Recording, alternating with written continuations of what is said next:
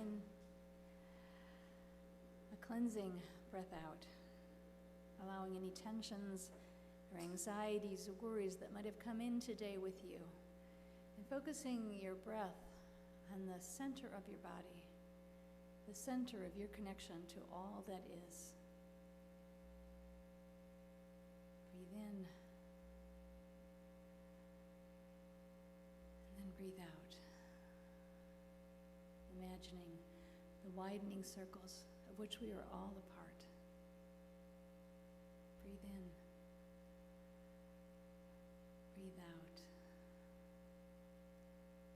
Family, friends, neighbors, this church community. Here we bring our whole and holy selves, those selves that sometimes hide in plain sight. If you have something this morning that is weighing or dancing upon your heart and you would like to share it, you're welcome to come up and light a candle at this time.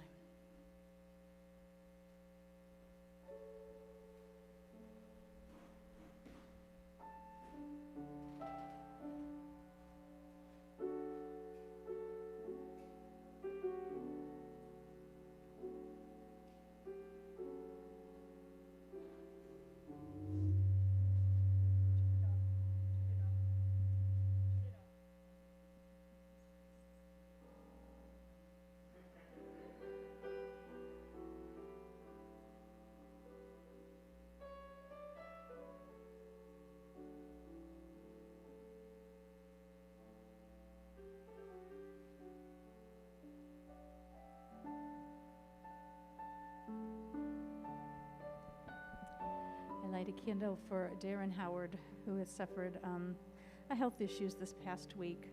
We are so grateful for all he's done for us. And he's been taking care of his mother, who's also suffering with heart issues. So we send him love and care this morning. And we light another candle for all of our new folks who will be signing the book and joining us this morning. We are so grateful for you being with us today. And then we light our 3 final candles. One for all of those intentions which are too tender to be spoken aloud, that they may be heard and continue in the universe. One for our earth, for our planet, for all its beings, that our leaders may remember that we are connected. And then finally for this church community that walks with us and shares both our joys and our sorrows, and helps us to be the people we want to be every day.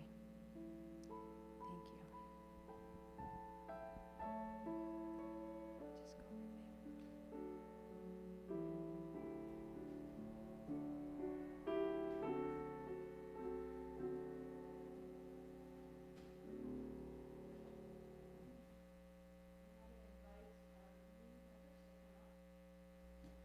Just go right there. Lauren Niewald, James and Brianna McCatherine, please come on up and join us at the front of the church.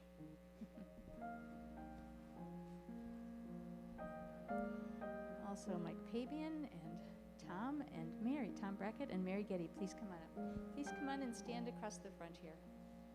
There we go. Just stand and face the congregation. Jonathan, you want to give everybody a order of service so they can follow along? Clicker, which is also important. Thank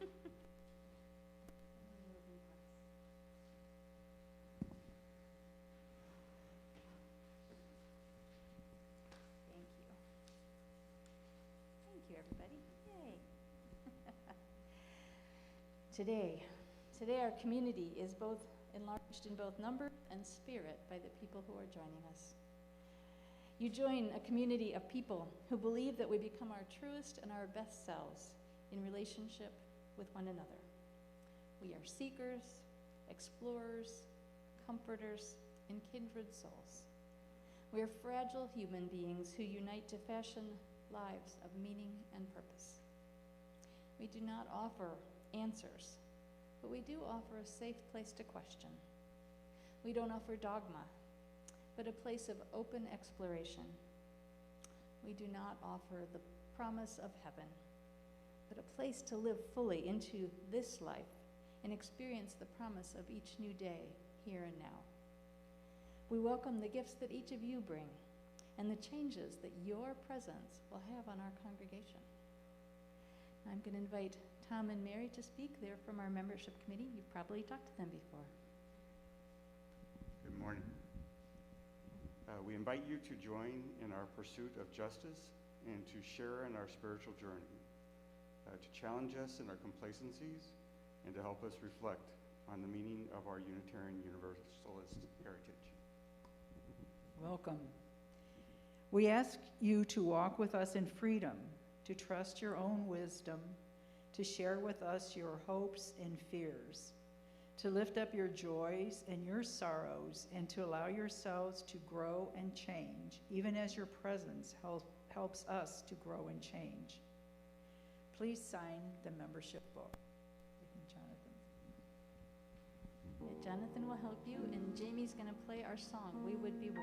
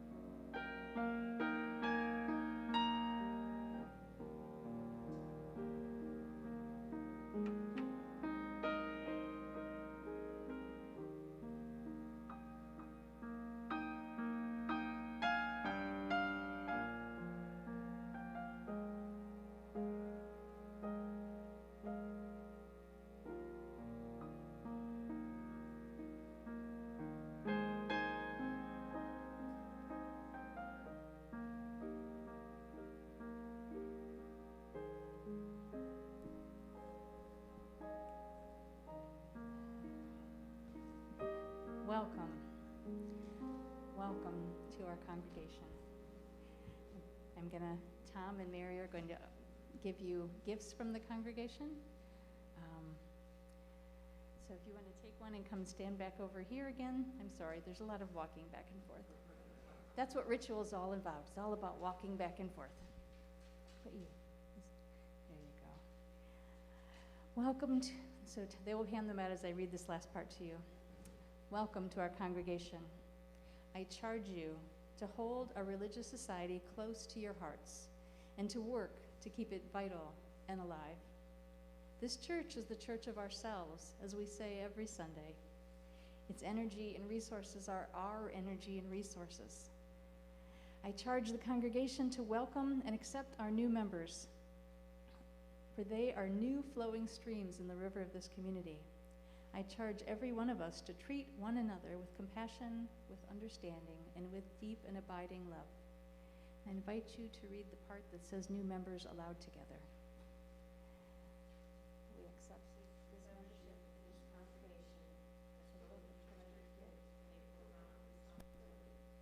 May our connections be strengthened and cultivated in your guidance. May we know that you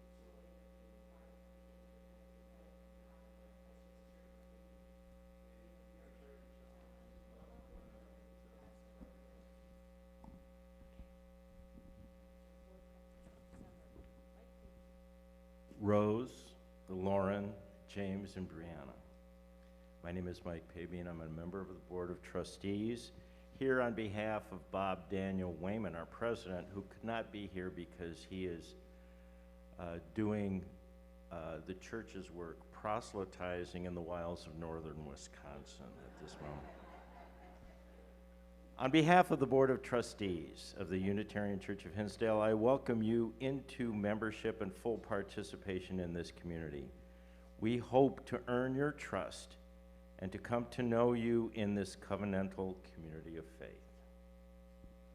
Now, for the congregation, I invite you to read this together. We welcome you.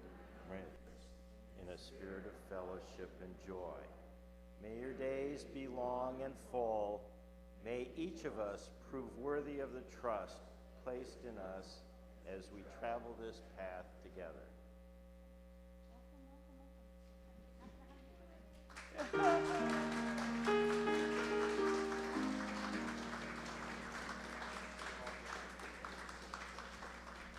Thank you so much.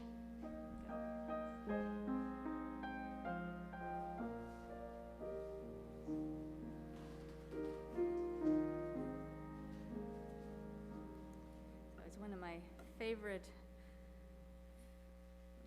rituals that we do is welcoming new people into this just beloved and joy-filled congregation. We're so glad you're with us today.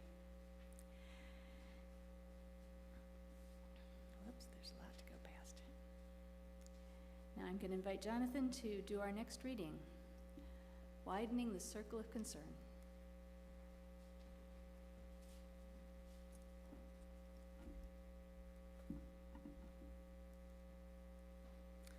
This reading, Widening the Circle of Concern, is from the UUA Commission on Institutional Change, Theology. Because we have not updated our theology, the history we know privileges the dominant culture and those voices that were preserved in our history and written record. We now have a chance to embrace a more inclusive and accurate history.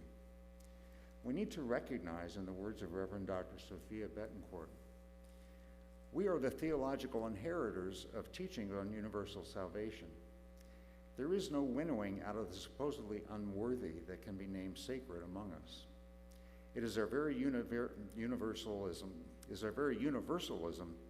that is at stake when we turn away from the impact that our institutions have on the same communities and groups of society encourages us to dehumanize and make small. Many who have engaged in this work have found it to be spiritually deepening and liberating.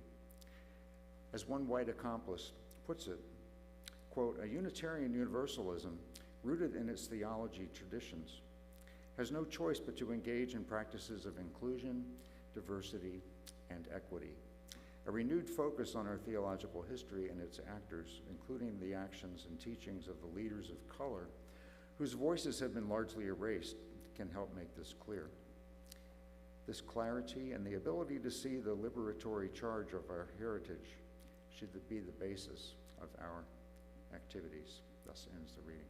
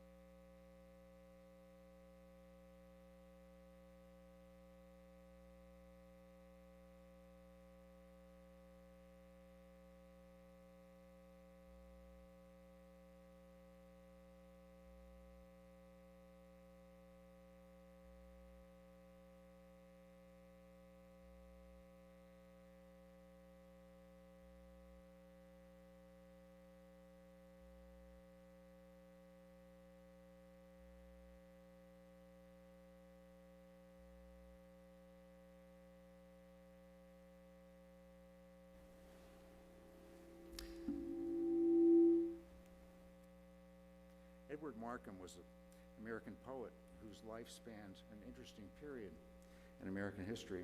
He was born in Oregon in 1852. Actually, that was several years before it became a state. He was 9 years old when the Civil War broke out in 1861. By the time the U.S. entered World War I in 1916, he was 64. During Prohibition in 1923, at the age of 71, he was appointed Poet Laureate of Oregon. He died in New York City in 1940, just shy of 88 years old, just as World War II was about to ensnare us. I'd say he saw a lot of water go over the dam, so to speak. This poem is entitled Outwitted. He drew a circle that shut me out, heretic, rebel, a thing to flout. But love and I had the wit to win. We drew a circle that took him in. Thus ends the reading.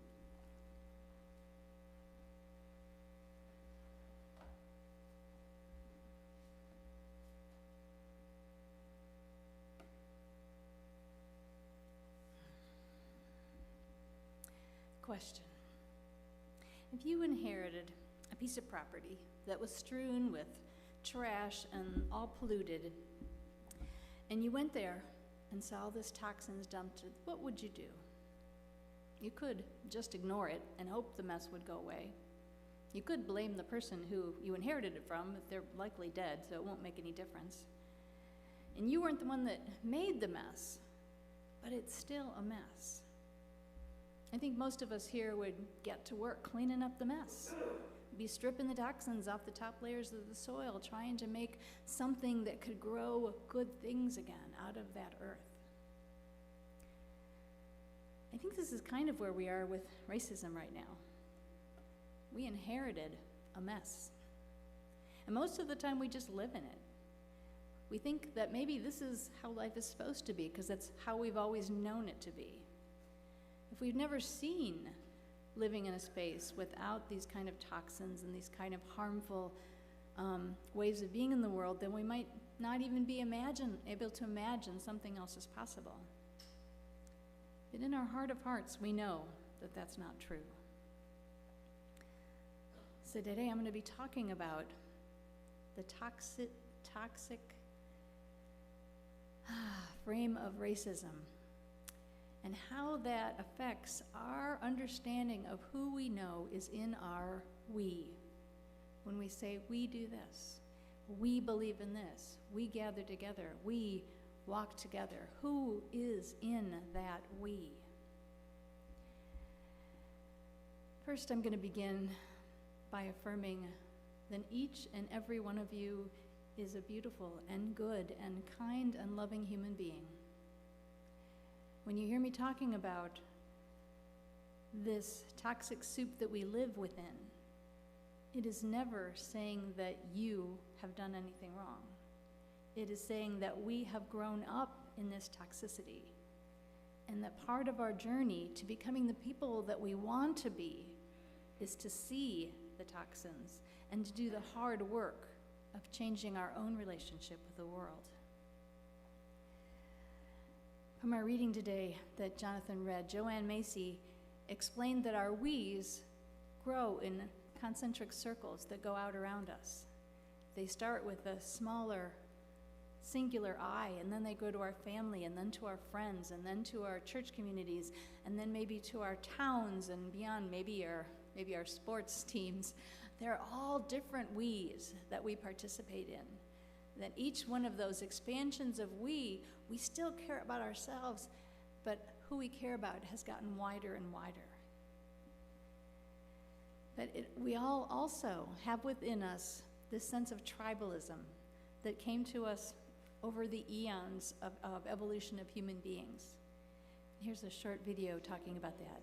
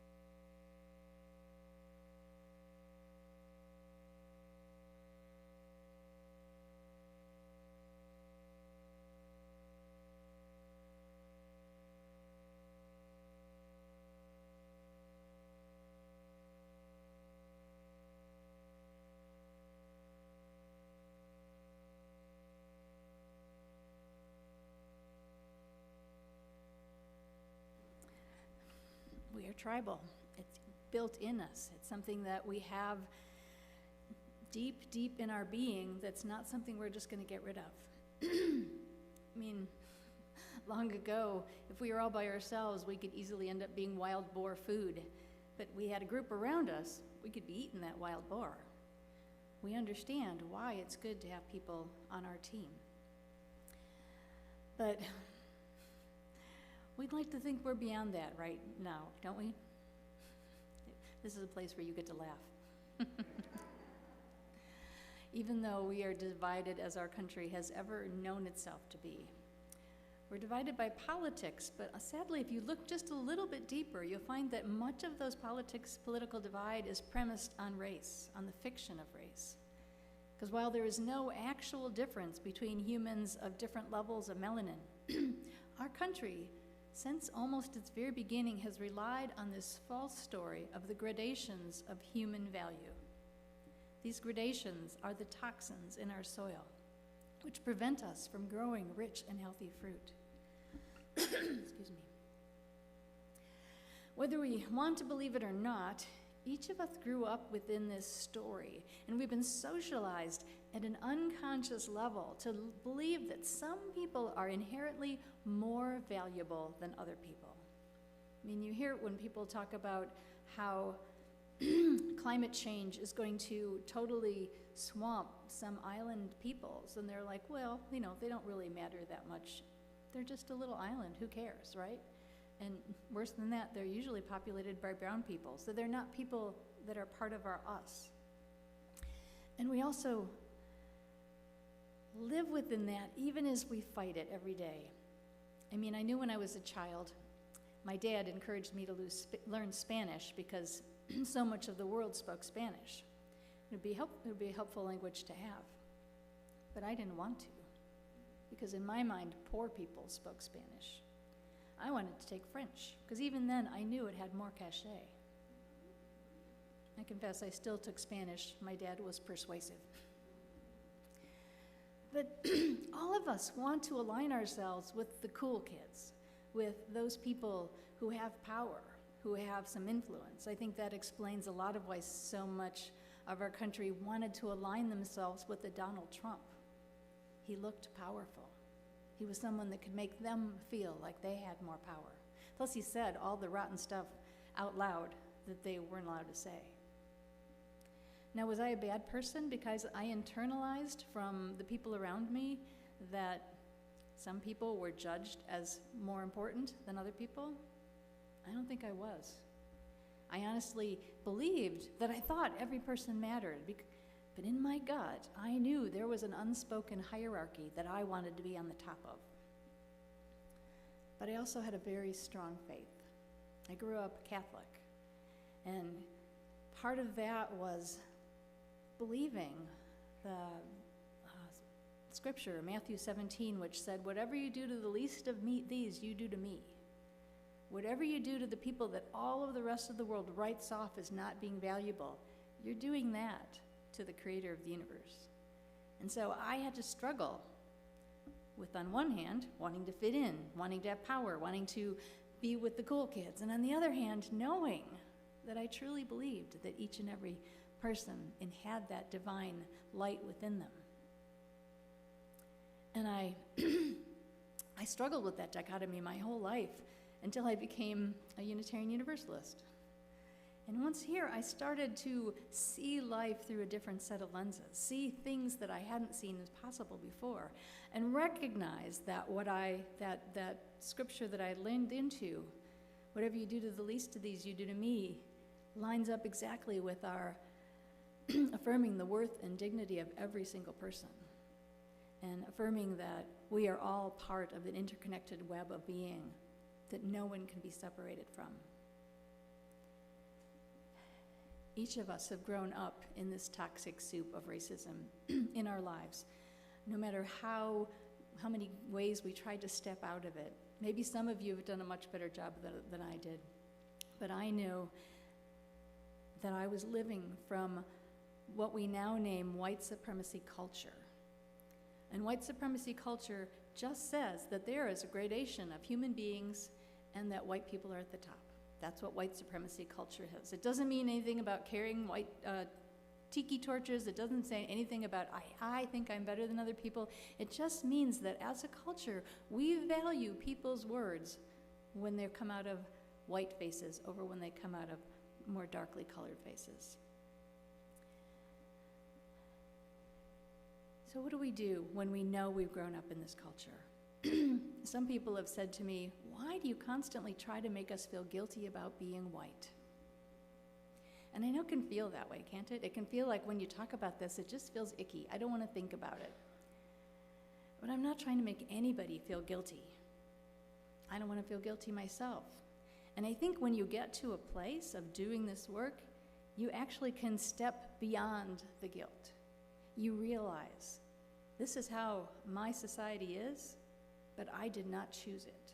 I did not choose to be in this, and so I will actively choose to live differently.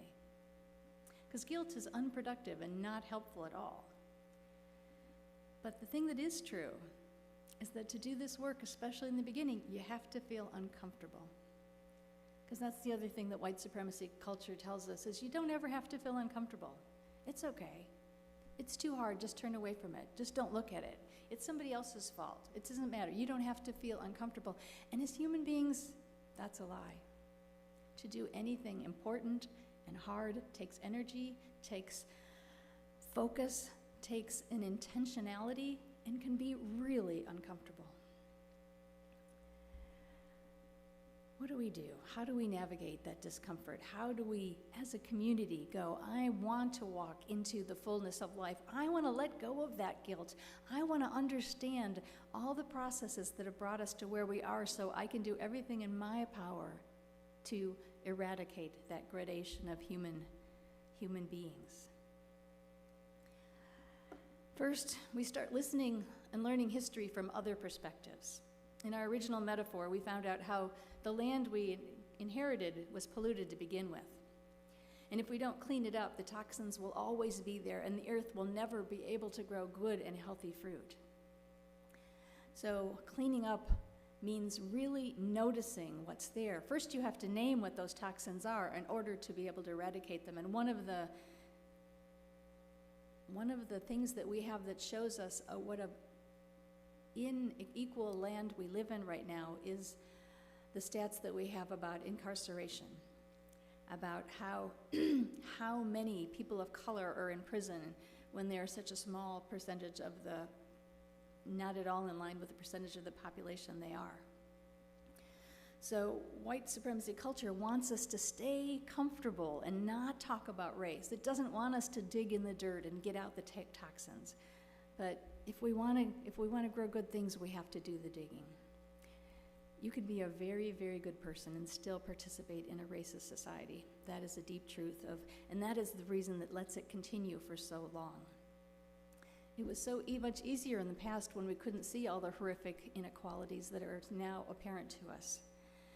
But you know what? Even when white people couldn't see it, darker-skinned people could, because knowing helped keep people alive. But you know what? Now we all know so much more.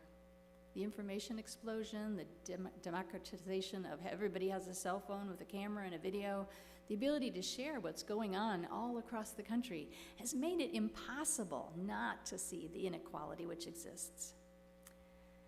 Another question I've gotten is, so why don't they fix their issues? Ooh, that one's ouchy, isn't it? Who's the they? We are all human beings. We are all affected by the stark inequalities of our world. And any of us who have been paying attention know how horrific these inequalities are. We know about the inequalities of prison. We know about the inequalities of inherited wealth. We know about the inequalities of infant death, the inequalities of who actually died from COVID over the past 2 years. Each place of poverty, when you actually dig underneath it, you find out that it didn't just happen. When you start reading, you say, oh, our government created the policies that shut some people out of wealth and allowed others to accumulate a bunch of it. Our government did all sorts of experiments on one set of people because they didn't matter as much. which in turn let those people not trust the government as much. Surprise, surprise. Our government created highways right through neighborhoods, which destroyed the integrity of that neighborhood. They didn't do it through white neighborhoods. They mostly always did it through neighborhoods that didn't matter. And low test scores, which many people use to say, well, of course, then that group of people are just not as smart, are all the result of unfair funding of schools. If we funded all the schools equally, we would have equal outcomes. And then there's also many other things. Generational poverty is an example of city planners putting profits over people. When we start looking and you start uncovering all these layers and layers and layers that make us all feel uncomfortable, because sadly the dominant culture had no respect for a large section of our humanity. We start wanting to shut it down, and those in the dominant culture start saying, stop, stop, stop, don't talk about this anymore. That's why there's all this hullabaloo out there, all this ginned up response to critical race theory. Critical race theory is just, let's look at how race has affected people. Let's look at it. That's all it says. It's not saying white people are terrible. It's saying let's look at what happened. But of course, from the way you hear people screaming about it, it seems like it's the most terrible thing in the world. But you know what? If you happen to be among the group of folks who has been systemically oppressed and kept down by the government and by the businesses, wouldn't you want to keep talking about it until it's made right? And as human beings here who believe in the worth and dignity of every single person, isn't every single person who's harmed by oppression part of our we? And part of our we is in pain. And every one of us needs to respond and do the work needed to end that pain. Now, there's pushback all over, but I have to say there's even pushback in our Unitarian Universalist Association. A church member this weekend forwarded me a petition going around which says the UUA is becoming an authoritarian regime because it's promoting anti-racism work. It says they agree that racism is bad, but the whole process is wrong. Sadly, this seems to be mostly older, mostly white, mostly men who are not happy with the direction that our association is going as far as anti-racism and anti-oppression work.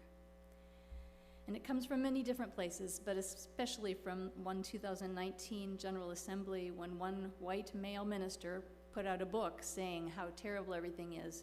And all the people who had been feeling uncomfortable latched onto that and said, yes, he's right. He said we don't have to feel uncomfortable. Here's a white male Unitarian minister saying we don't have to do this work, that it's all baloney and we don't want, so of course he has a following. But it's a following even of white male, some women, older ministers who don't understand that stopping oppression of one group of people is not oppressing you. That giving other people voice, and maybe your voice has to get a little quieter. Maybe you're not the loudest one in the room anymore. That's not oppression. That's just an equalizing. That's just letting every voice say what their experience is and what they've known and what they've done. And if we have a we that includes every voice, then we want to listen to those voices, no matter how uncomfortable they make us feel. The UUA has worked for white people for a very long time. And now it's trying to make space for all the other perspectives, all the other squashed circles of identities. And the people that are losing power are not happy about that. That's my take on all of the language. There's all kinds of different petitions going around. That one was just the most recent one I had. But it's really hard to be good human beings. It's hard to live authentic and faithful lives. It takes recognizing when it's time to allow someone else to have the floor, when it's time to allow someone else's voice to shine. And what I'm most proud about, I think what our actual clear legacy is not what's being held up as we don't get to vote on everything. But they want to vote without not doing any of this work of digging and reading and learning and hearing all the stuff that we were never taught in school. They want to vote with their perspective without ever hearing what those voices have actually experienced. And that's the shame of it. Saying we need to vote on everything, but I'm not willing to do the work of learning about it is such a cop-out. And it's something that, it's happened all the way through our association, all the way through even back to the days of Theodore Parker, where he was this amazing Unitarian minister in the 1800s. He was an abolitionist, but he was almost kicked out of the Unitarian, it wasn't the Unitarian, it was the Unitarian Association at that time because so many people in his churches worked in the cotton industry. So many people in his churches knew people and had friends that owned slaves. So they tried to kick him out because he was saying out loud what was wrong with what was going on. So it's not something new. It's something we do all along. We always, when we don't like the message, we point and say the process is bad. What happens if we stop criticizing the process? What happens if we just start figuring out how we can grow into widening our we? Because the deepest point is we are all in this together. That no one can constantly overshadow someone else without there being a tremendous pressure growing and anger growing. If you are a person being oppressed, you want to get your story out. You want people to care. You want people that say they love you and can say you're part of their we to work with you and for you to make the world the place we say we want it to be. We are now sitting at a place of transition and transformation. The world is changing all around us, and we have an opportunity. We can learn, we can grow, we can understand, we can be part of the solution.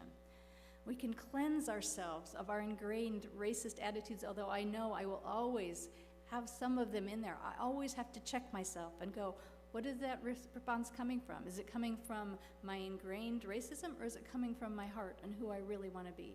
I have to check myself. And I think every one of us have to get in the practice of just checking. Are we reacting? Are we saying I'm offended because that's the easy way to shut down the conversation? Or are we going to exercise our follow muscles and listen and listen and listen and grow ourselves into the humans that we want to be?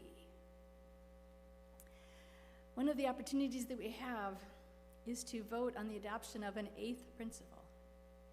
Now, most of you know we have 7 principles in our Unitarian Universalist faith. The last was adopted, I think it was in 1969. And this 8th principle was suggested by Black Lives UU, which is a coalition of people of color within our association. It is a springboard for us to explore and learn and transform ourselves out of that white supremacist culture mindset. The principle reads, "We, the member congregations of the Unitarian Universalist Association, covenant to affirm and promote journeying towards spiritual wholeness by working to build a diverse, multicultural, beloved community by our actions that accountably dismantle racism and other oppressions in ourselves and our institutions." It's a mouthful. All of our principles have been written by committee. None of them are as elegant as we would like them to be. But it's a beginning point. In the next 7 or 8 months, we have an 8th principle steering committee that's going to provide a whole bunch of opportunities, both to learn, to grow, to deepen, to have deep conversations. We're going to learn how our own faith sabotaged efforts at moving towards equalities in the 1970s, and how much harm has been done by people of very good intent who refuse to expand their definition of we. You're all invited to join us in this work. I hope you show up. It won't be easy work, but it will be joyful work, in that it'll be spiritual work that's helping us plumb the depths of who we want to be as humans, who we say we are, who at our heart of hearts we long to be. We long for our we to embrace the whole of the human family, the whole of this beautiful blue planet that we live on. And we know that we've come to a place that tribalism no longer serves us in any way, shape, or form. Our tribe has to be as big as the earth if we're all going to survive together. So please, stay and watch the movie over in the building, over in Joshi Chapel after the service, and have a deeper conversation. Look at our race resources pages. Pay attention in news and notes and in Touchstone at all the different opportunities. Talk to Marion Huddle Wilson if you want to join the steering committee. There's going to be a lot of opportunities to feel uncomfortable, to feel grounded, to know ourselves as people that are free of this conditioning that we've had all of our lives, and that we can shed it, and that we can grow a we that expands to include every single voice. Dr. King said, "The truth will set you free." Freedom is a blessing that each and every one of us can work towards. Amen, and blessed be. This is hymn number 305.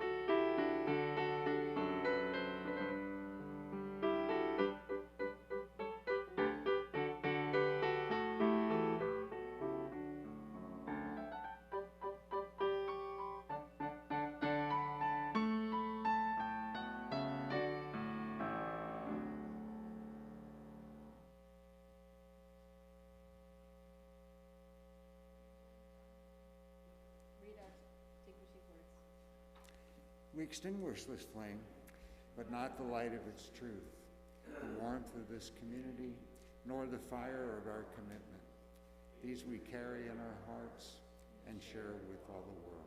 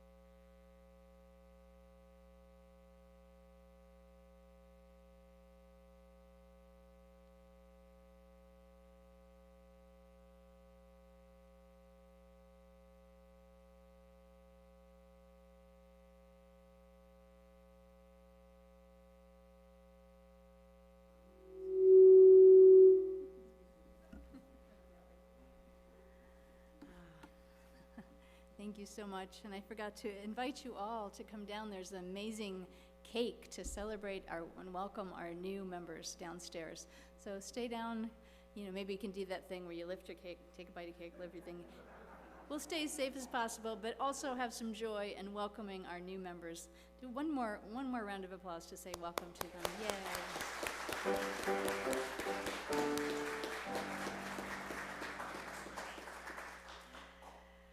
Love and I had the wit to win. We drew a circle that took them in. This poem has had a lot of meaning in this church, which is why I feel like we can do this work. I know we can do this work. As people of love, called to live more fully into the beauty and richness of our human inheritance, we choose love. We choose love to see the worth and dignity of every person. We choose love to know ourselves as embedded in the web of life. We choose love to strengthen us in the face of challenge and discomfort. It's not always an easy choice, and it asks a lot of us. But it is the choice to be whole, to be blessed and blessing, to be beings that free ourselves and others from the pain of isolation, that free ourselves and others to belong to this beloved community. Amen. Go enjoy this beautiful day.